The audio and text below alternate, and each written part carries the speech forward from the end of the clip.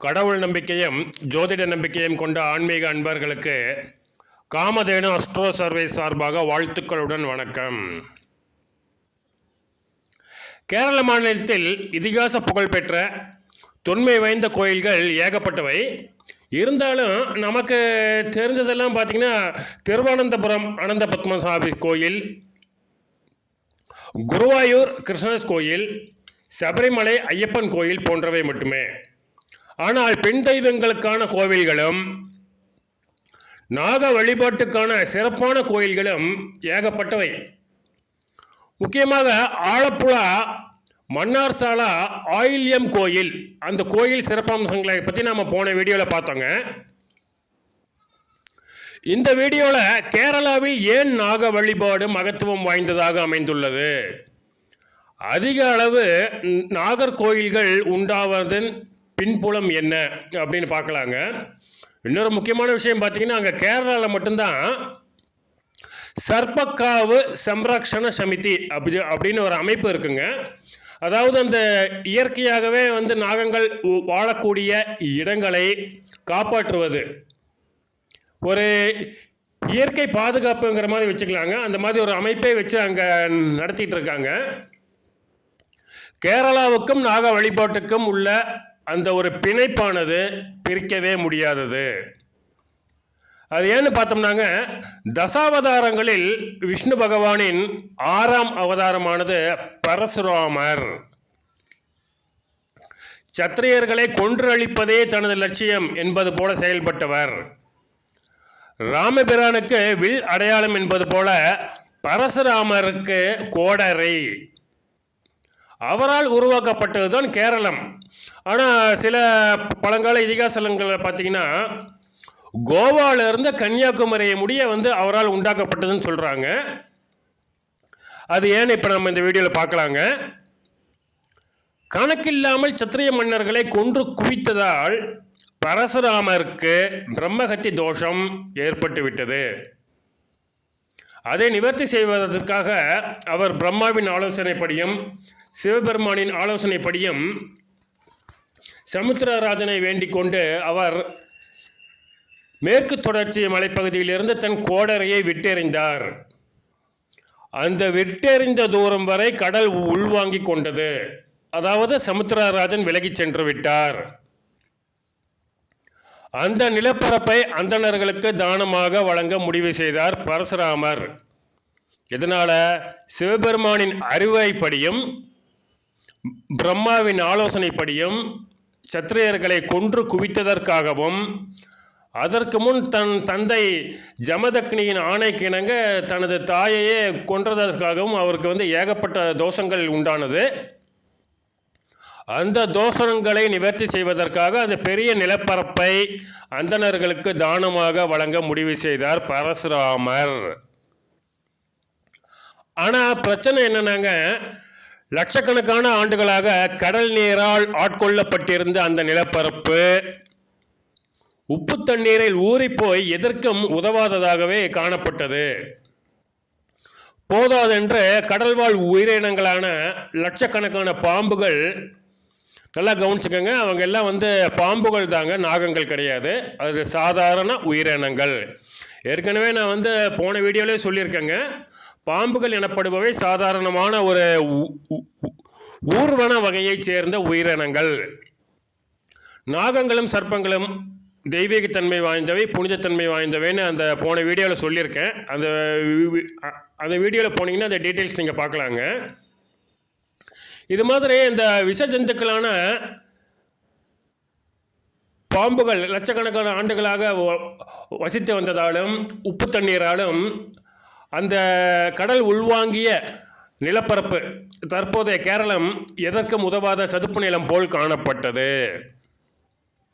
இந்த இடத்தில் எப்படி வசிப்பது, எப்படி விவசாயம் செய்து வாழ்க்கை நடத்துவது என அந்தணர்கள் கலங்கி நின்றபோது அவர்கள் கவலையை போக்க, அவர்களுடைய கஷ்டத்தை தீர்க்க பரசுராமர் முன்வந்தார். நாகராஜாவை நோக்கி தவம் செய்தார். ஆண்டு கணக்கிலாக அவர் தவம் செஞ்ச பின்னாடி நம்ம ஸ்ரீ நாகராஜா பரசுராமருக்கு காட்சி அளித்தார். தான் உருவாக்கிய கேரளாவின் நிலைமையை சொல்லி கவலைப்பட்டார் பரசுராமர். உதவி செய்ய முடிவு செய்த ஸ்ரீ நாகராஜா தனது வழித்தோன்றல்களான தெய்வீகத்தன்மை கொண்ட நாகங்களை கேரளா முழுவதும் உழவ செய்து அமிர்தத்தை பொழிய வைத்து உப்பங்களி போல உபயோகமற்ற சதுப்பு நிலமான கேரளத்தை பசுஞ்சோலையாக மாற்றினார். அதனால தான் கேரளம் இயற்கை வளங்கள் கொண்ட எழில் சூழ்ந்த கடவுளின் தேசம் என்று போற்றப்படுகின்றது. மற்றற்ற மகிழ்ச்சி அடைந்த பரசுராமர் ஸ்ரீ நாகராஜாவை அவரது பரிவாரங்களான சர்ப்பயக்ஷி, நாகயக்ஷி, நாகசாமுண்டி ஆகியோருடன் நிரந்தரமாக கேரளத்திலேயே தங்கிக் கொள்ள வேண்டிக் கொண்டார். அதன்படி அவர்கள் நிரந்தரமாக கோவில் கொண்ட இடம்தான் மந்தார மரங்கள் நிறைந்த மந்தார சாலா. இந்த கோவிலின் விசேஷங்கள் பற்றி நாம் போன வீடியோவிலே பார்த்தாச்சுங்க. அதே போல் ஸ்ரீ நாகராஜாவின் வழித்தோன்றல்களான தெய்வீகத்தன்மை கொண்ட நாகங்கள் கேரளம் முழுவதும் உலவி வந்ததால் கிட்டத்தட்ட கேரள மாநிலம் முழுவதுமே சக்தி வாய்ந்த சிறப்பு வாய்ந்த நாக சன்னதிகள் அதிகமாக அமைந்துள்ளன. திருவனந்தபுரம் பத்மநாப சுவாமி கோவில் பற்றி உங்களுக்கு எல்லாருக்குமே நல்லா தெரியுங்க. அனந்த பத்மநாப சுவாமி அந்த கோயிலுக்கு பக்கத்திலே பார்த்தீங்கன்னா அனந்தன் காடு நாகராஜா கோயில்னு ஒன்று இருக்குங்க. அந்த கோயில் ரொம்ப விசேஷமான கோயில். அது உங்களுக்கு நாக தோஷம்னு நீங்கள் தப்பாக நினச்சிட்டு இருக்கீங்க இல்லைங்களா? அந்த தோஷங்களை அவர் யோகங்களாக மாற்றி காட்டுபவர் ஸ்ரீ நாகராஜா. அது மாதிரி எங்கள் கோட்டயம் பக்கத்தில் பார்த்தீங்கன்னா கொடுங்கூர் அப்படிங்கிற ஒரு கிராமத்தில்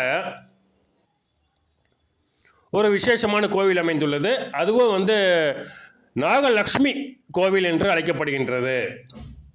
இந்த கோவில் என்ன விசேஷம்னாங்க, மாதம் ஒரே நாள் மட்டுமே இந்த கோவில் திறந்திருக்கும். அது ஆயில்ய நட்சத்திரத்தன்று மட்டுமே. மன்னார்சாலா கோயிலும் ஆயில்ய நட்சத்திரத்துக்கு ரொம்ப விசேஷமான கோயிலுங்க. நம்பர் 1 கோயில்.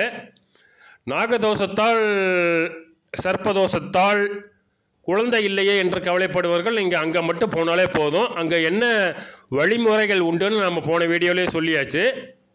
இந்த கோயில் நாகலக்ஷ்மி கோயில் என்று அழைக்கப்படும் போது ஒரு வசதி வாய்ப்புகளுக்காகவும் வருமானங்களுக்காகவும் முக்கியமாக நாகர் தோஷம், காலசர்ப்ப தோஷம் அப்படின்னு சொல்லி கல்யாணமாகாமல் ரொம்ப நீண்ட நாளாக இழுத்துக்கிட்டே இருக்கு இல்லைங்களா?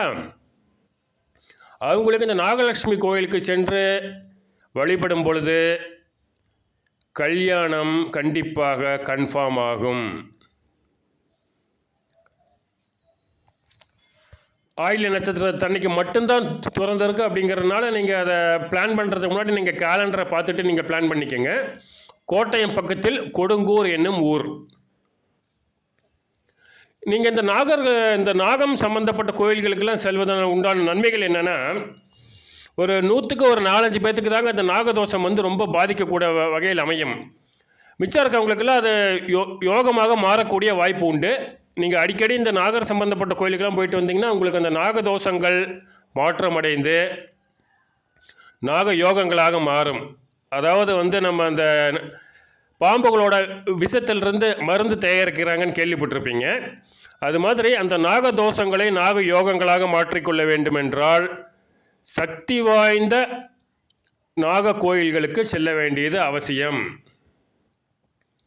அதனால் உங்களுக்கு ராஜயோகங்கள் கண்டிப்பாக உண்டாகும் என்பது நிச்சயங்க. முக்கியமாக கேதுவின் ஆளுமைக்குட்பட்ட அஸ்வினி, மகம், மூலம் நட்சத்திரங்களும் ராக்கெட் வேகத்தில் உங்களின் வாழ்வையை வசதியாக்கும் மாயாஜாலம் மன்னன் ராகுவின் ஆளுகைக்குட்பட்ட திருவாதிரை, சுவாதி, சதயம் நட்சத்திரங்களும் நாகராஜாவையே அதி தேவதையாக கொண்ட ஆயில்யம் நட்சத்திரமும் ராகுவின் நன்மைகளை எதிர்நோக்கி காத்திருக்கும் ரிஷபம், மிதுனம், கன்னி, துலாம், மகரம், கும்பராசியினரும் கண்டிப்பாக இந்த கோயில்களுக்கு நீங்கள் போகலாங்க. நீங்கள் கேரள மாநிலத்தில் அமைந்துள்ள இதிகாச சிறப்பு வாய்ந்த நாக சன்னதிகளில் வழிபட்டு வாழ்க்கையில் வசதிகளையும் வருமானங்களையும் நிறைவாக பெற்று ஆடம்பரமாக நீங்கள் வாழ்க்கை நடத்துவதற்கு என்னுடைய வாழ்த்துக்கள். நன்றி.